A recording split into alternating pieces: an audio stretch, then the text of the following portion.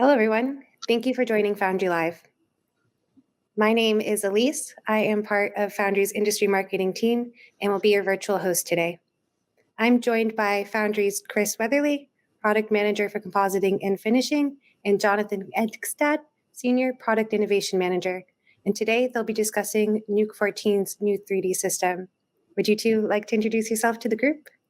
Yeah, sure. Hey, everyone. Thank you all for joining this webinar. Really excited to be going over some of the 3D system discussion stuff today. So a little bit about me, if you've never seen my face before. I work on the Nuke team as a product manager. I've been working with Foundry close to 8 years now. And before that, I was a lighting and compositing artist, working on shows like Guardians of the Galaxy is the last one that I really liked. But yeah, so excited to sort of have the discussion with you. Jonathan? Yeah, I'm Jonathan Egstad. I've been with Foundry for only 2 years now. Before that, I worked in visual effects production for many, many years and have been using Nuke since the 1990s from Digital Domain and helped steer and develop Nuke while it was at Digital Domain. So for over many years of production work. So. Excellent. Thank you both for that. Just so everybody knows, the session will end with a live Q&A. So if you have any session or questions for the group, please add them to the questions tab at the bottom of your screen. I'd also like to mention that today's session is part of Foundry Live, our virtual event series. And over the month of February, we've hosted 5 great sessions, all of which will be on YouTube shortly for you to catch on demand. So please keep an eye out for that. And finally, I'd like to thank Dell, Intel, and NVIDIA for powering Foundry Live and their continued support as technology partners. Cool. So in a little bit, we're going to switch over to going through the discussion. But to start with, we're actually going to just introduce the new 3D system that was released in 14 as a beta feature. This is because we're aware some people in the room might not have had a chance to play with it, and we think it's good to get a small idea of what it's like, a small overview of the 3D system, so that in the discussion you can have some context for what we're talking about. Perfect. So we'll get started. I hope everybody enjoys, and we'll see you on the other side for the Q&A. See you then. Okay, so I'm just going to run through a quick introduction of the new 3D system in Nuke 14. To start off with, if you come to the 3D tab, you can see that the new 3D system is a beta feature. So we have a lot of new nodes all in beta, but we still have the classic systems of both systems running in parallel. So you can continue working how you've always used to while starting to explore and learn the new system. And we can start to introduce production level workflows that come out of beta as the series continues. So let's start really simple. First off, the goal of the 3D system is to really give you greater performance at scale while retaining that intuitiveness for artists within the compositing workspace. We want this to feel like home for you as 3D artists in a compositing space. But we also want to lay the groundwork, that architecture for future workflows. Now, it should really feel familiar to you though, so we're going to start with the basic stuff. So a geo card, the new nodes typically have geo as the prefix, and just a checkerboard coming into it. And as you can see, we have that in our new system. We can then add a sphere and a cylinder and a cube. But you may notice a couple of things which are different. The main obvious one is this new scene graph. So here we can come in and you can see we have a whole range of the geosphere, the geocylinder, all of these things, and I can select them in the scene graph and have them correspond in the viewer and vice versa. And the other thing is a path knob. Now the path knob is important because this is what determines where your objects live in your scene graph hierarchy.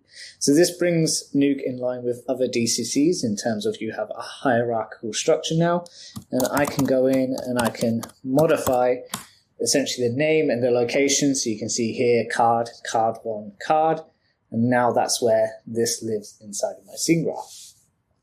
Another thing is the image input. This is now tied as a hidden input to the right of the node. This is to allow for this node stacking workflow where you can essentially merge nodes just by combining them, more like you can on the 2D side. You don't have to use that. You could still use a geo merge if you wish. But this image input has now been moved to the right, so you can plug that in and get the checkerboard texture. Now, the next thing that you typically do after creating geometry is move it. So I'm going to create a geotransform node. And as you can see, we immediately get the arrows. But what happens when I move the arrow up? We can see that our cube has been moved rather than the card. Why is this?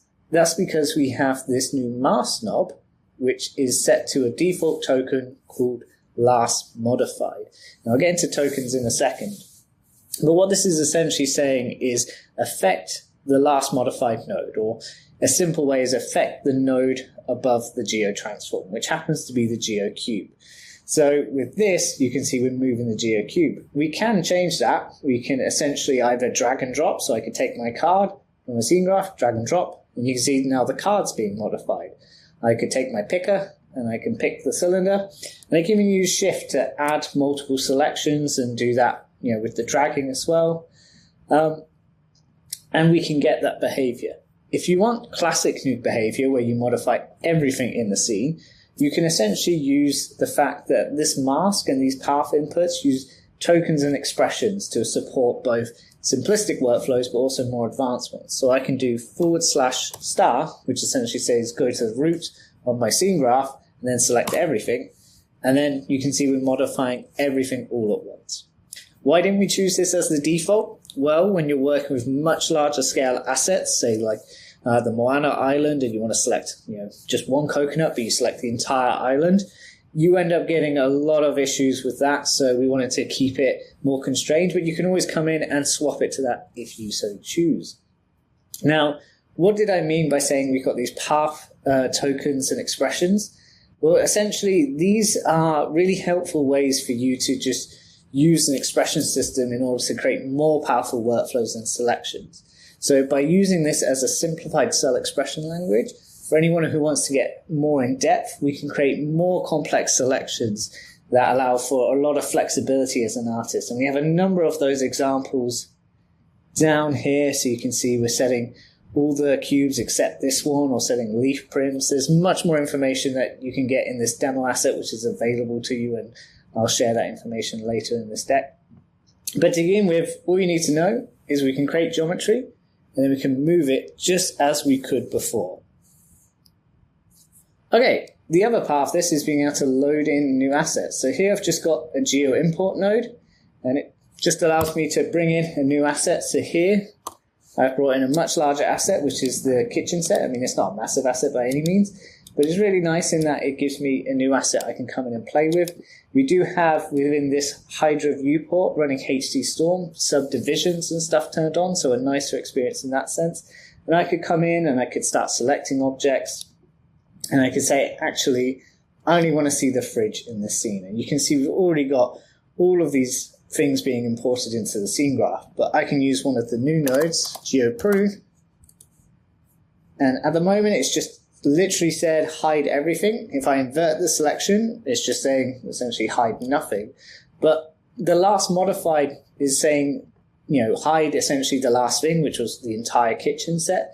But we can come in here and you can populate that. So I could use the picker icon again, or I could use the search bar in our, that's not how you spell fridge, in our scene graph. We can see we can come to the refrigerator, and I can drag and drop that in. And now we've isolated the fridge, as you can see. So some nice workflows there. And currently we've set it to hide everything else, but we could actually set it to deactivate. So now we only have the fridge in the kitchen set. Or let's put it back to hide. So this is a nice way that we can now start bringing in elements. We also have a node called GeoReference, which is when, if I wanted to take that kitchen set, rather than bring in the entire kitchen set, but just bring in that fridge, I could populate using GeoReference. We have more tutorials on that. Another big part of it, like I said, was bringing in much larger assets. So here, I'm going to bring in a really cool spaceship asset that we had. So as you can see, we've got an awesome asset. And actually, this still carries over the settings from when I was working on it earlier. So we already have all of these little overrides in place that have just removed a few of a few of the assets in the background. So this is a heavier scene, and as you can see, we've got it stretching off into the distance. But before, I didn't want those activated, so I can essentially turn those off. And then Nuke no longer reads that data. And I'm able to work with this asset a lot nicer. So the scene graph gives me a lot more flexibility and control. And then it's bringing in the lights and the materials, and I can just hit play and I can just preview that all at once, which is really nice. This is, again, a subdivided model, and you wouldn't have been able to work and import with this in the classic 3D system like you can in the new one. Okay, and one of the last examples that I want to show you is a helicopter model that we brought into Nuke. We've actually used a new node in order to add the materials and the textures, and as well as these lights, which are all USD lights. So they're not Nuke's original lights, as in the classic system. They're USD ones, so if you create USD lights in another DCC, you can bring them into Nuke and they'll have the same values, and you'll have that consistency. In terms of the materials being used, we have, if I come into the materials node graph, we have this new node called the preview surface node. We've just labeled it paint body, so we can obviously understand what we're selecting in our viewer. But here we can plug in all the different things like, the ambient occlusion, the diffuse, the specular, all these different things in order to have this scene set up and lit and all the materials in Nuke. And this is just a starting point for what, we could go forward with material workflows, but really awesome to see. If I just full screen that, you can see those geometries are subdivided as well. And we're using the environment as well to light the reflections in the glass. So the new 3D system, this was a quick introduction. What we're now going to do is jump back and start having a discussion about what it means to create a new system, why we originally had a 3D system in the first place, and where we can go with this going forward. Okay, great. So hopefully that introduction has given you all watching an idea of a very basic idea of what the new 3D system is about. I would really encourage you to watch the tutorial videos and the information we put out there that I'll reference for you a little bit later to get a better hold of it. But with that, we're going to start having a discussion about why we chose to implement a new 3D system, and the goals behind it, the origin of actually the original 3D system, and now what it means to create a new 3D system for compositors. And then really what the exciting bit about all of this is, where can we go next? So what workflows does this open the doors to that we can't currently do? So with that in mind, Jonathan, I guess why don't we start at the very beginning? What was the original origins for Nuke's classic 3D system? Why did we need a 3D system in Nuke? Well, all came out of the difficulties we had in Titanic in Digital Domain and the scale of what we were trying to do. And at the time, we were doing simple, what we called pan and tile background renders inside Nuke 2 at the time, which were just simply flat images placed in cards in 3D in roughly a spherical shape. And it allowed your camera to rotate, pan and tilt within this environment, essentially an environment map, but using still photography. And that was the extent of what we did. That was about the extent of it. But then we started to getting involved in placing cards with characters or people shot on green screen in 3D space to place them onto ships or a dock or things like that. And so that we started to go even more down the road there. And we quickly realized that because we didn't have a way of visualizing the 3D scene, we couldn't see the 3D scene, and we only had cards available. There was very limited ability for artists to place things in 3D, number one, but then we only had flat objects. We couldn't do spheres or anything like that. Were artists really only seeing the final scanline output essentially, and just modifying based on that? Yeah, you could not see a wireframe preview of your scene. So you were always looking through the render camera, and if the card didn't appear in the render, you didn't know where it was. It was somewhere. So that kind of led, as we got more complicated scenes, it just showed that doing simple 3D stuff was okay, but the moment we got a little bit further, it just became too difficult to manage. So it was clear that we needed, a way to visualize a 3D scene, number one, but we also needed support for general 3D objects. So we could load in a mesh, right? Make a sphere, a cube, something, an object that production was using. Mm. And that became a really important part of the new 3D system and why that was designed. So in Nuke 3, that introduced the notion of a true 3D environment. So you had the axis node and the camera node and the ability to visualize those objects within the viewer. And that really helped us, users gave them an environment they were used to from 3D packages. And then that led into, we need to render things. We need to render not just flat cars, but we need to render meshes. And at the time, the meshes were not very big. Yeah. We're talking hundreds of faces or maybe 1,000 faces. We're not talking hundreds of thousands or millions of faces, meshes. So small objects, simple things. That was really the intent. So the first iteration of the 3D system really had that kind of low-level support. Scanline Render was really designed to only do that kind of work. And it worked really well for that. But then as time went on, productions got more complicated. Alembic was introduced.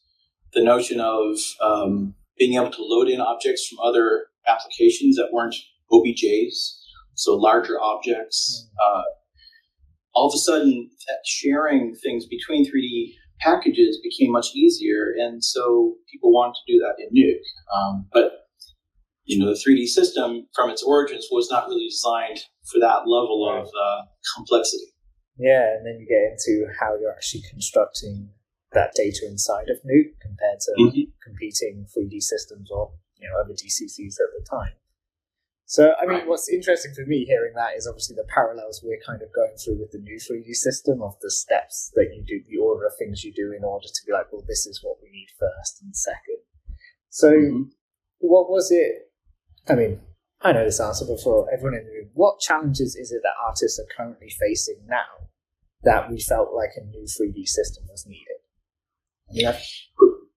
Yeah, so the big change that happened, and this happened through the 2000s and then really through the 2010s was where it really got heavy. So once Alembic was introduced, people had then the ability to load in larger objects. And that meant that they could say, hey, the mountain or the background hill landscape that has a big mesh, I want to be able to project a texture on that. And I want to be able to manipulate that and do map paintings and things like that. And as time went on, those production meshes got more and more complex as renderers got more and more capable, right? So back in the day, you couldn't necessarily render out super high resolution meshes. You didn't necessarily have subdivisions available to you, things like that. But as time went on and as RenderMan and V-Ray and Arnold became more and more capable, all of a sudden, those objects got more and more complex and larger and heavier. And so that it became an impediment to production to say, Nuke can't handle that mesh. It's just too big. So we need a reduced version, a simplified version of that mesh just for Nuke, right? Yeah. Or we need a simplified version of the scene just for Nuke because Nuke can't handle it, right? So as time went on and as production scenes got more and more complicated, the inability of Nuke to handle those large scenes became more and more of a problem. And I guess also that was really the drive behind this. I guess also you have artists pushing the boundaries of what really it was originally intended for, and obviously all these new ways to create new renders of layers and the desires to have out of Nuke all that flexibility in post to get reflections, to get new passes, and these are all new use cases that, again, the intention of the original classic 3D system never was really driving towards that. Right. Yeah. The concept of like lighting, for example, there was never an intention to do any real lighting, but as time went on, people wanted to be able to do some shadows And obviously reflections became an important thing because that was the kind of thing that was not necessarily super easy to do in the 3D packages and the lighting packages, and trying to do something that was like outside of the normal pipeline can often be difficult for many lighting pipelines. So if you just want to do a special pass that has a special matte or special kind of reflection, that may be very difficult to achieve in many lighting pipelines, which are set up in very strict methods. So having that ability in Nuke, then, it's like, I just want to get that reflection onto that helmet, right? Or I just want to get that reflection on that car surface, or those kinds of things that I don't want to have to go back to, modeling, and I don't have to go back to lighting and that kind of thing. I just want to be able to do that quickly on my own. And a good example of that was one of the first really important use cases for us at Digital Domain back in the day was attaching effects to objects. So rather than being about doing a reflection or or render particularly, this was about being able to load in the 3D data that the rest of the 3D artists are using and being able to attach 2D effects to them. And so example would be like a hydrofoil boat that's going down a river. That is a CG object and is animated, right? But we want to be able to attach water spray to it, right? And we have elements for water spray, but getting the water spray to attach perfectly to where the hydrofoil is, because it's a 3D object, means loading in the 3D mesh. So I know where to place the 2D flat element, and I also need the camera, and I need to be able to replicate the same motion blur. So it's those kinds of things that became a really, the bread and butter. And of course, being able to project, right? That was the other key. Big workflows. Yes. I mean, I guess all of this speaks then to the goal of the new 3D system in a lot of ways. To me, the goal has always been, to provide that modern architecture that allows for the scale that we're working at these days, that allows for the performance, but crucially still allows artists to have that ability to have complex workflow solutions, like the flexibility Nuke gives you to approach, how am I going to solve this this shot that I need to add some extra information to, these extra effects, or even whatever setup it is, under the constraints of what compositors are always dealing with, is you can't always kick it back to the original 3D application and get exactly what you want. Exactly. Yeah. And you can kind of see the evolution of that in some of the nodes in Nuke, where there's a node called Reconcile 3D. And that node was designed specifically to take photographed elements and pin them against CG elements, or vice versa, to get rid of the differences between a photographed object and a render, where there's small differences. And things like Card 3D, simplified versions of the renders. So you can see kind of the evolution of some of those tools from it being a simplified 2D, 2.5D, like a simplified 2.5D environment to a full 3D environment.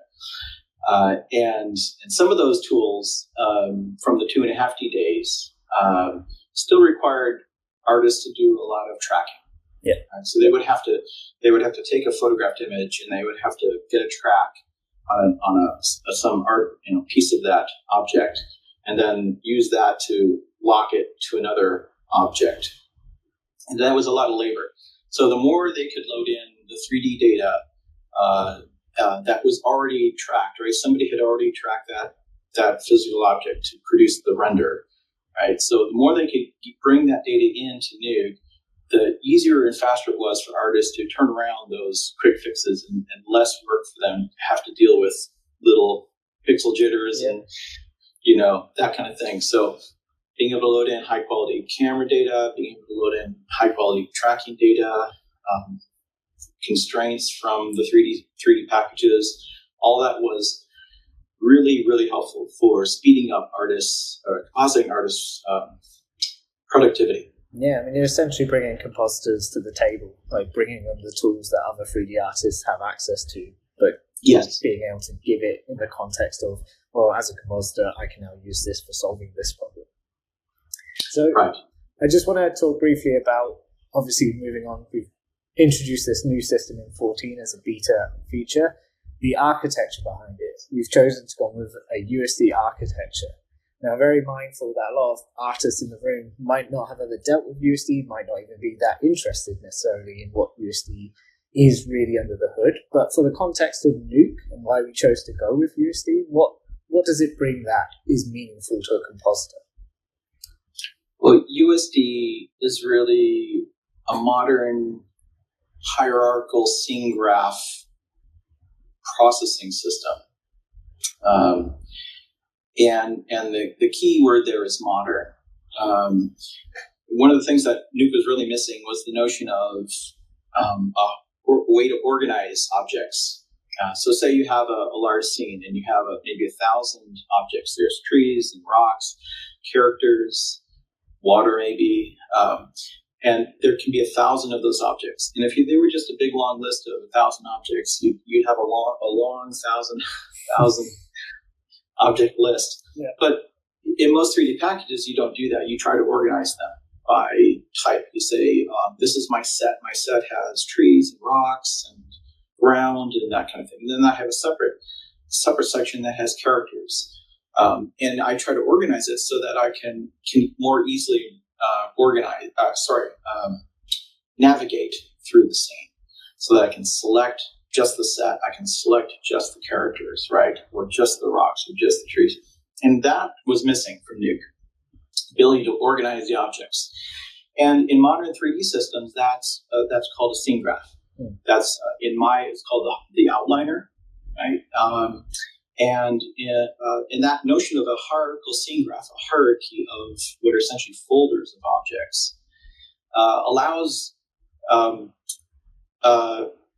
just larger scenes and the ability to organize and manage larger scenes. So USD is really, its underpinning is it's a scene graph manager. That's its whole reason for being. It's a processing and management system which allows you to manipulate hierarchical scene graphs and the data contained within those objects. So that was really the missing piece. And USD, it being a very, very new and modern system built by Pixar, with many years of production,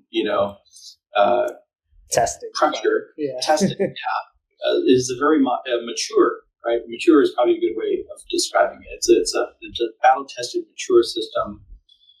So we looked at different other possibilities, but USD really seemed to stand out because it's something that the industry is embracing. All the major DCCs, Maya, Katana, Houdini, etc., are embracing USD as an interchange format as well as an internal management system. So that really seemed like a no-brainer for us to base our new system on USD's architecture. Yeah, and I guess what's exciting as well, having been a part of the development of the new 3D system and where it's going with USD, is you don't have to be super in-depth on USD to work with Nuke 14 or anything like that. Like, USD is what the architecture is under the hood, but at the end of the day, as an artist, I'm still creating nodes that I'm used to. Like, they now have geo as the prefix, so geo transform, geo card, but they're very similar nodes that I'm used to using. And I think, yes, USD will allow really interesting new workflows with things like instancing and variants. So the ability for instancing to take, say, you were saying the cards on Titanic, say they had a card of a person on the ship. You can create multiple instances of that card. It's the same card, just everywhere on the ship. Or the variants, that card of a person, you could have the same card, but then the variant could be different people with different outfits or something like that. Exactly. Yes. So it's like USD, it leads to a lot of great pipeline stuff, but for an artist, it just means you can still do the things that you're used to, but we can do it in this modern way at scale with performance. And it unlocks, as you say, it unlocks a lot of possibilities that we were never able to do before in Nuke because the architecture just couldn't support it, right? Because the basic architecture was not designed with scale in mind, with these kinds of ideas of instancing and variants, all those kind of modern concepts were not because that didn't exist in the old architecture, it couldn't be brought up to address and use those new modern concepts. Whereas with USD, we have this unbelievably powerful architecture that we can build on. And while we're building at first a very, very simple layer, it's such a powerful architecture is we can continue building on it as time goes on. Okay, so talking about obviously what this can mean for future workflows then, what workflows that we've been exploring or hearing from clients have been interesting to you that you think can really empower artists? Right. Well, one of the major advantages that USD gives us is Nuke becomes on parity with other 3D packages in the complexity of the scenes that it can load. And that means that Nuke artists can visualize and see the same scene that their fellow artists who are lighters or effects artists or modelers or layout artists, those people are seeing in their 3D packages. And that's an important, it's an important idea that the Nuke environment can now be on the same level playing field as all the other 3D applications. Nuke may not be able to, to do something with all the 3D objects that are in that scene, but at least you as an artist can see those objects, and you have the ability then to lock a 2D element to it, or render out a subset of that scene, or pull out a piece of that scene. But you have the entire scene available to you, and that's a very powerful thing. Nuke could do some of that before, but it really couldn't bring in the entire scene. It couldn't bring in materials. It couldn't bring in shaders. It couldn't bring all the other metadata along with that object. It can only bring in just the raw meshes. So it's a very powerful thing to be able to now have access to all that data that you couldn't have access to before. Yeah, I mean, anecdotally, I can remember when I was doing comp and lighting work on Guardians of the Galaxy, there was a mall which had very iridescent reflections going on that constantly had to be retweaked and relit and sent to the farm, and I'd come back each day. And like just thinking about the workflows that you could be going towards, it's like I could make quite a few tweaks now from the compositing side, and there would still be a need to go back to the lighter for really key changes. But for subtle things, I would have a lot more control in Nuke. And even as a lighting artist, I could go into Nuke, make those tweaks, see them, and then come back into my lighting package and understand those changes much quicker.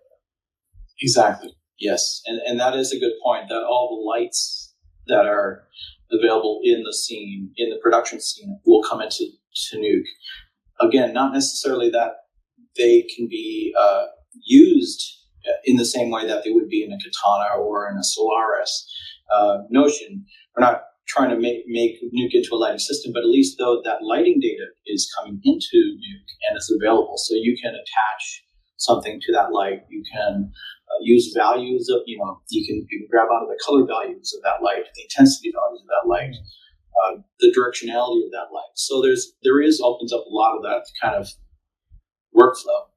I mean, I think that touches on something that I've heard you speak to clients about a fair bit, which is the passing of attribute data through the new system.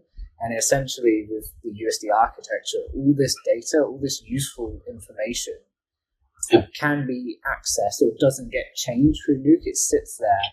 And in the future, we can try to access it in meaningful ways for different workflows. Right. Yeah. So one of the advantages to USD is it has this render, what's called Hydra, this rendering backend, which allows RenderMan or Arnold or V-Ray or what have you to write a renderer plugin essentially for this architecture. And that means that anything that comes through the USD scene and presented to that rendering architecture can be rendered out by those renders. Well, in the previous version of Nuke, if you loaded in some of that data, all that surfacing information, all the other attributes would get stripped out of the meshes. So by having it be USD data flowing down through the Nuke graph, all that data is untouched and essentially is now available to that backend rendering system and can be used and then possibly manipulated by Nuke along the way.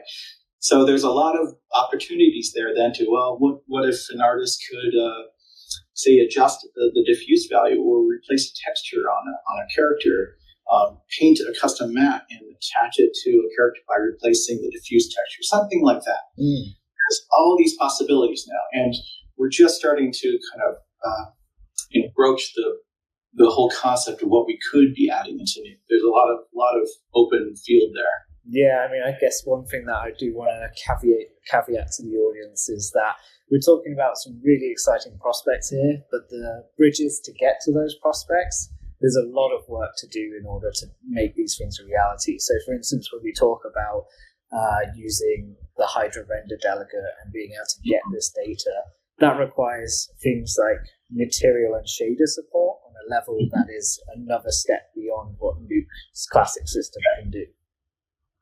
Right, but the key point is that the architecture exists to allow that to happen, and by adding this new architecture, it allows that kind of thing to happen when the old architecture just would not allow that at all.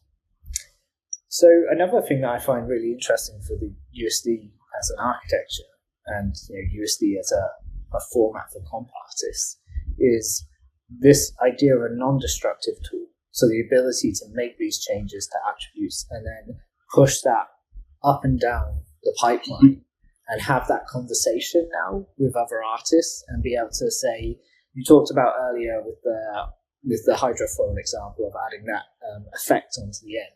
Well, what if I can take that effect and I can make some tweaks and push it back to the effect department and say, this is what I was thinking. I can't quite get exactly what I want. Can you generate something in this vein or something like that?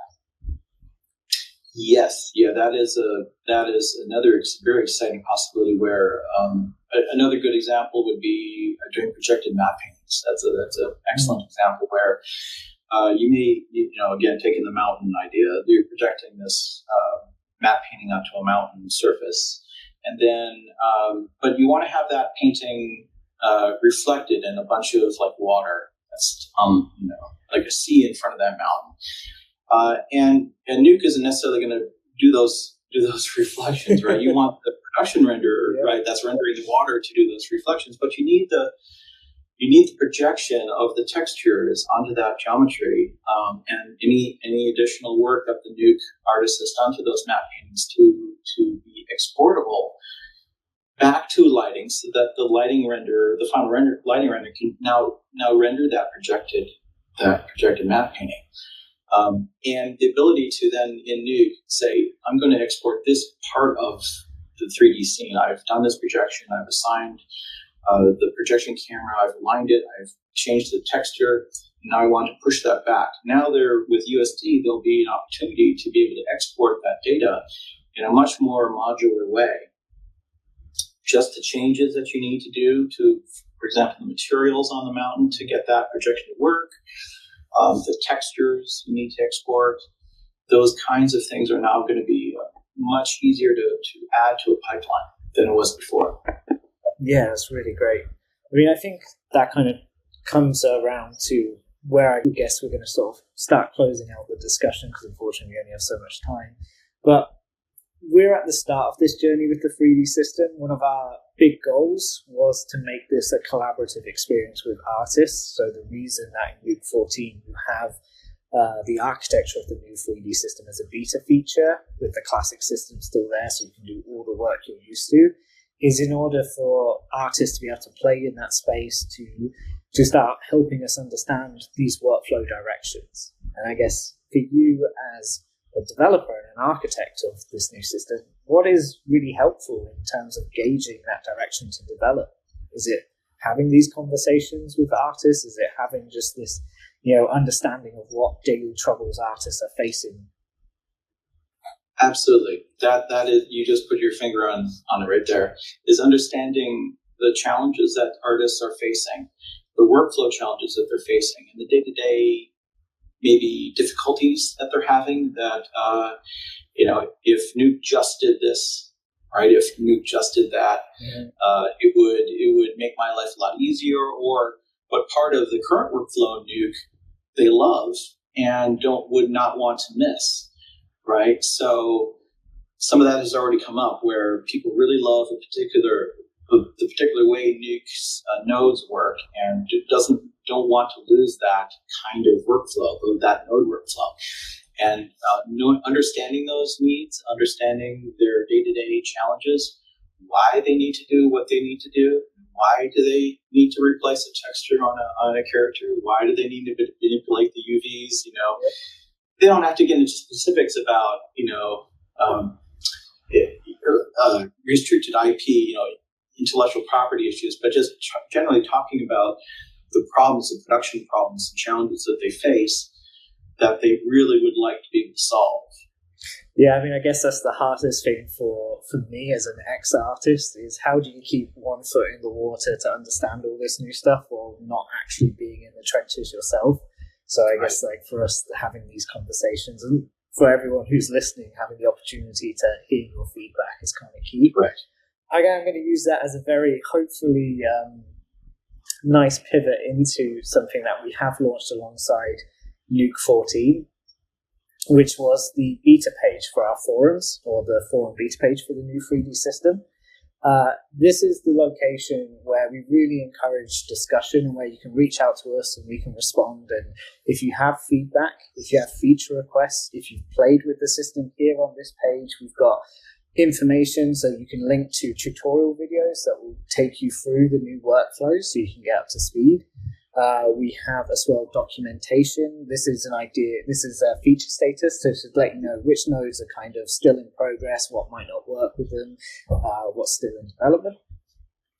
And then we also have the documentation available. So whoever wants to get a bit deeper into it, maybe understand some of the architectural things in order to get plugins working or things like that. We've really tried to provide a place where you can get up to speed and then start giving us feedback. So there's also assets here. So the example Nuke script that we introduced with, that's a part of that package, so you can download that and have a play with that very same script. So this is really just a call for anyone listening to know that this forum exists, and we'd really love to start seeing any new voices there and more voices so that we can keep shaping this 3D system with everyone in mind. Okay, so there is one thing that I did want to share with the audience, and that's a sneak peek at some features that we've been sort of experimenting with. Now, I want to caveat this very strongly. None of these features are intended for an upcoming release. They are not saying this is what's coming in Nuke next.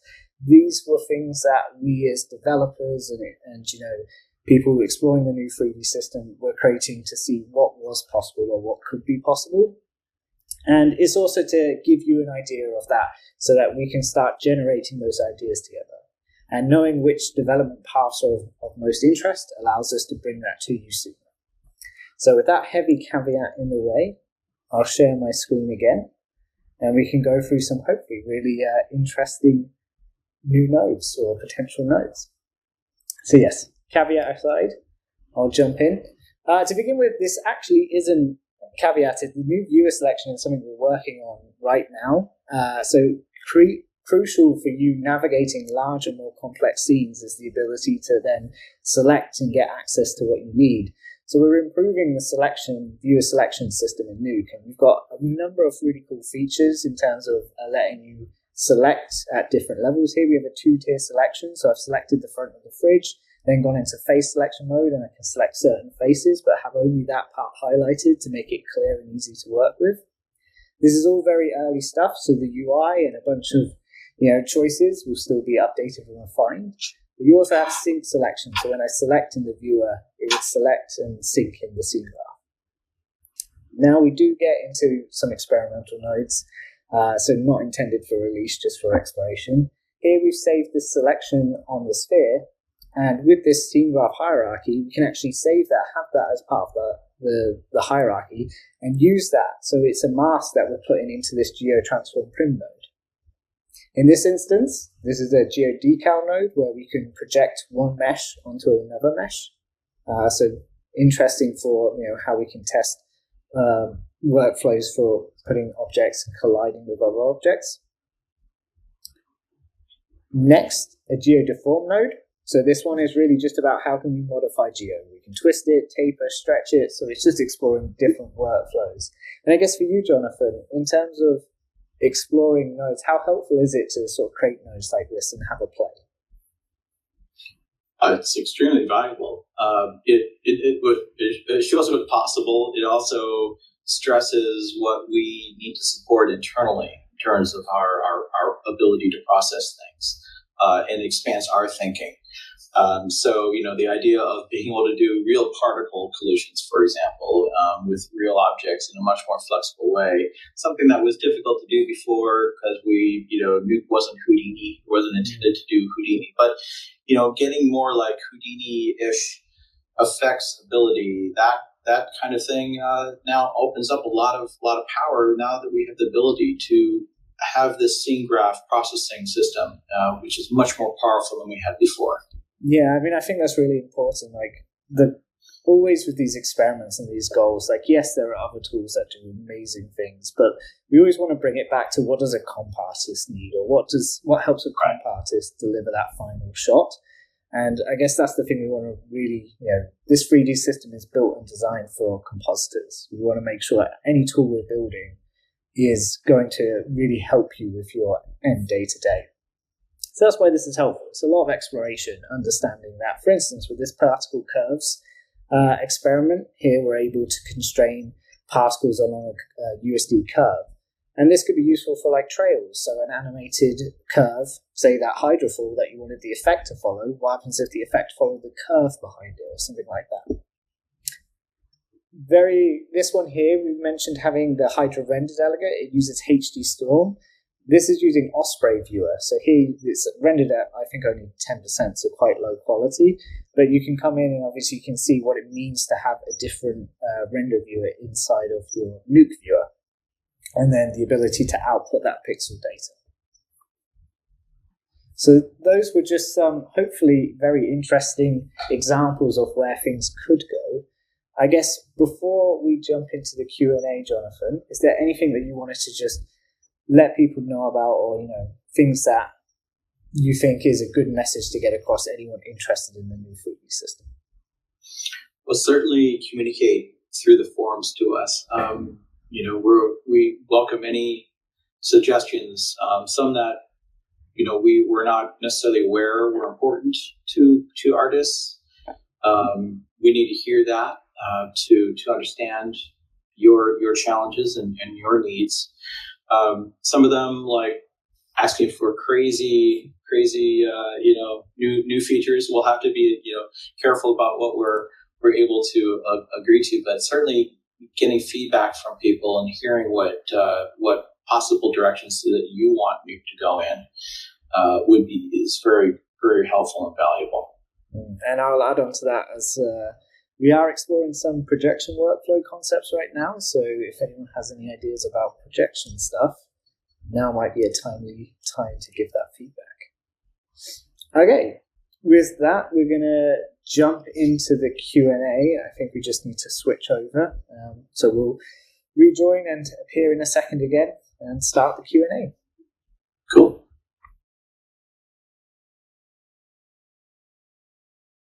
Hey everyone, hey Jonathan. So hopefully everyone really enjoyed that discussion. At this point, we're going to move into the Q&A section and go through some of your questions. Awesome to see a lot of the reactions in terms of the end section, though I am going to stress again, a lot of that will take a lot of time and work to put into an actual release build of Nuke. And we still need to validate a lot of it and have these discussions with you, which is why we're being as open as we can about the new 3D system. We want to engage with you, have these discussions, and build the new 3D system with you. Okay, shall we start going through some questions, Jonathan? Yeah. So I already tried to respond to a number of them through the sections where I thought thought we could get a few things, but I'm going to try and jump in. So one of the questions was, I noticed that when you select Geo in the viewer, it's not selected in the scene graph automatically. Is that a way to do that? That's actually being worked on, as we showed in the preview bit. So hopefully that workflow can be something that you'll enjoy in an upcoming release. Though there's still time to give feedback on that, I think is an important thing to mention. We're really interested to know how you'd like to select and modify and work with your viewer selection in Nuke. Hi, this is from Maxwell Alexander. Are there any tools to match animated geometry, for example, matching to the selected vertex or face of moving geo? And will there be a new 3D renderer for Nuke? Yes and yes. So being able to constrain something to a piece of animated geometry is an important feature. And while the current beta doesn't have the ease of ability to do that, we are definitely aware that that's an important feature. So being able to rivet, being able to orient, being able to look at, those are all constraint operations that we definitely are planning on offering. And then renderer. Yeah, so the renderer, the current Scanline Renderer 2 is basically an upgraded version of the current Scanline Renderer, which is quite an old architecture. It doesn't have ray tracing, doesn't have those kinds of modern features. And so what you'll see in the current beta is that it's basically the same old Scanline renderer architecture working with USD data. But certainly the intention is to provide a new utility renderer, which is essentially an upgraded version of Scanline renderer. Name is to be determined. That will have ray tracing support, and the ability to do things like soft shadows, better lighting, better material support, and high quality reflections. Those kinds of things that you expect from a modern ray tracer. However, we won't be attempting to replicate an Arnold or a PR-Man in a full GI kind of system. This is really intended to be utility render and targeted for the kinds of operations that Nuke artists really need, not intending to replace a production render. Yeah, I mean, the way we're trying to approach the work is, we can only dedicate our dev time and energy to so many things, and the 3D architecture is such a big project that we kind of have to pick slices of work to tackle each time. So while we can't promise it in the next release, these are definitely work streams that we're very cognizant that people want to get to and things that we are thinking about and exploring. So, I mean, one of these is, the question from Marco, are you planning to add a Hydra render node soon with support for various render delegates as an alternative? So obviously you saw in the experimental section, we had Osprey Viewer and, the Geo render node. So these are already things we're exploring. And yes, the end goal is going to be to allow you to use, that Hydra viewport to swap out and have, different renderers available for you there. Okay. No, I won't go through that one. Sorry, Joel, your question regarding recap USD and all it can handle is such a broad question, unfortunately. I think we did touch on it a little bit in the conversation, but if you do have interest in that, there's an answer in the question that could hopefully help. Maxwell, this one's not related to the 3D, but are we going to continue to develop bokeh now that it's in Nuke? So for those who don't know, Nuke 14.1, I think it was, or Nuke 14, I think it might have been backported. We have PG bokeh now as a default node in Nuke, and it's now just the bokeh node or bokeh node. So yes, we will continue to work on that and keep improving it.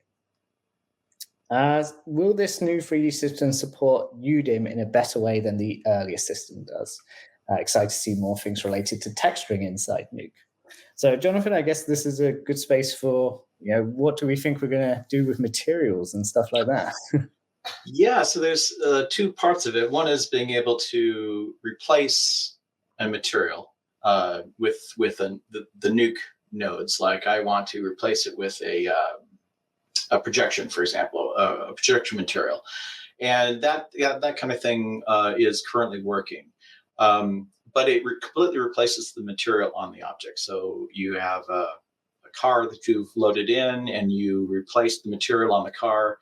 And that replaces everything, right? The entire material is replaced. So the question is, how do you work with existing surfacing? So I have that car loaded in, and now I have available the material that's already assigned to that car, all the shaders, all the UDIM assignments, all that kind of thing.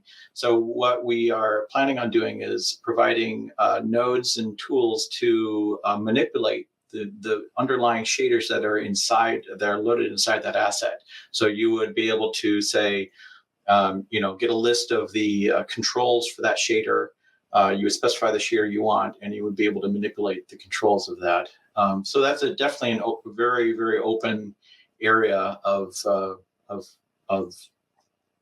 development.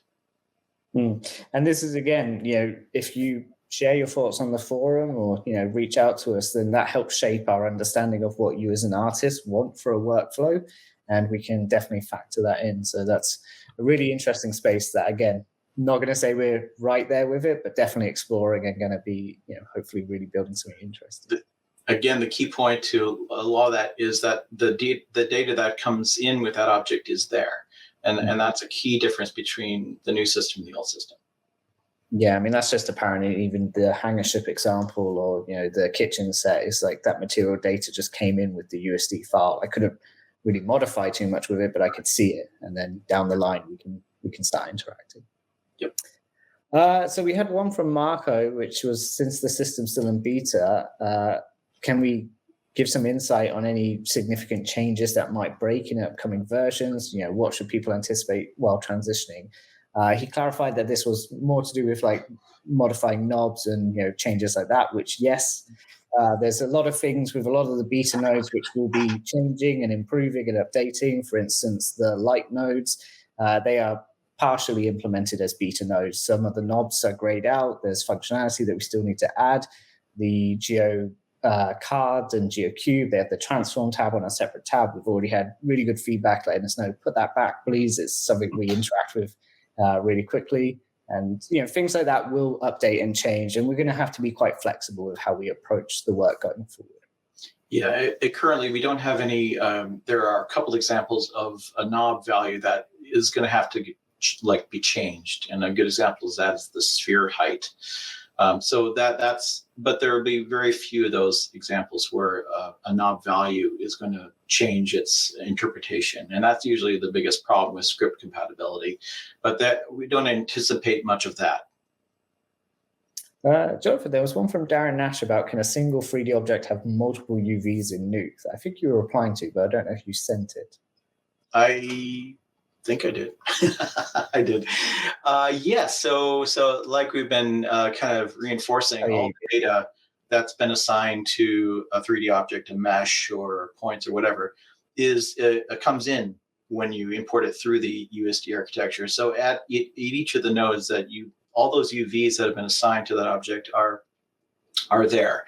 The question is really then, are the tools available to allow you to manipulate those UVs, or to say to the viewer that I want to use this, or I want to change the shader to use a different UV set. So those tools do not exist yet. But again, the data is there and the opportunity is there to allow us to give you access to those additional UVs. The viewer, for example, the hardware viewer, it assumes the UVs are named a certain thing. And currently there's no way for you to say, hey, use this alternate set of UVs. But that certainly is a possibility. Great. Sorry, I just saw on chat and not in the question sections, but Himanshu, you asked if we could do more videos like the skill up that I did ages ago. So thank you for liking that video. We actually put out recently a skill up with Nuke called How to Think Like a Pro Compositor. So I'd recommend giving that one a view. I watched only a little bit of it, but I already thought it had some really valuable stuff in it. Okay, coming back to the question page. Apologies, there's so many questions, which is fantastic. I'm not sure we'll be able to get through all of them, but we'll do our best. We're going to lump Rise and Kenneth's question together. Given this preview of particle dynamics and mention of Houdini, is there any plan to co-develop a Houdini engine plugin for Nuke? That is one of those bigger features or far-reaching things that... Go on, Jonathan.